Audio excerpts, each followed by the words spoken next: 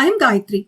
In this video, we are going to see how to model an APFC system with switched capacitor banks.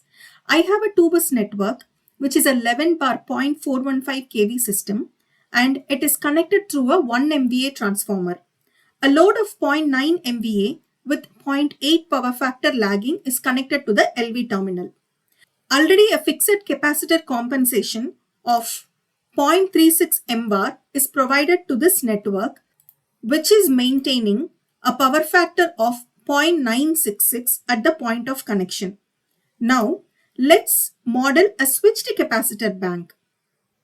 Go to the basic data of the capacitor bank page and say, I want to use 10 capacitor banks, each of capacity 0.036 mbar, so that the cumulative value comes to the already calculated compensation value of 0.36 mbar. Now go to the load flow page, enable the switchable, and in the control mode, we have different options upon which I'm choosing the power factor because the parameter that I need to control or regulate at the point of connection is the power factor. Also, I need to choose the terminal at which the power factor has to be controlled. So, in Q controlled at, select the corresponding bus. So, the terminal at which the power factor should be controlled corresponding to this network is POC-HV.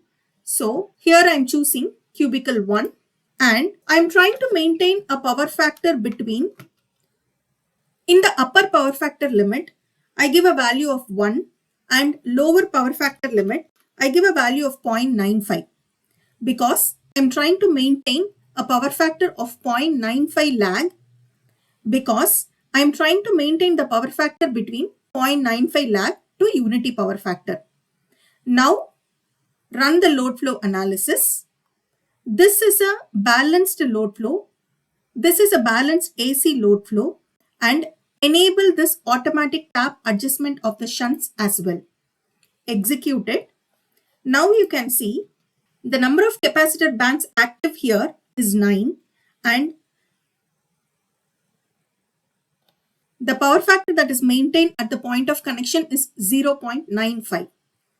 Suppose my load is scaled down to 50%. The capacitor bank should automatically regulate its reactive power injection accordingly to maintain a power factor between 0.95 to 1 per unit in the point of connection. As per the inputs given, the number of capacitor banks active is 5 and with the corresponding reactive power injection by the capacitor bank, the power factor that is maintained at the point of common coupling is 0.97 lagging. In case the load is still scaled down to 30%, the reactive power compensation provided by the capacitor bank will automatically adjust itself to maintain the desired power factor at the point of coupling. Hope you found this content useful. See you in another video.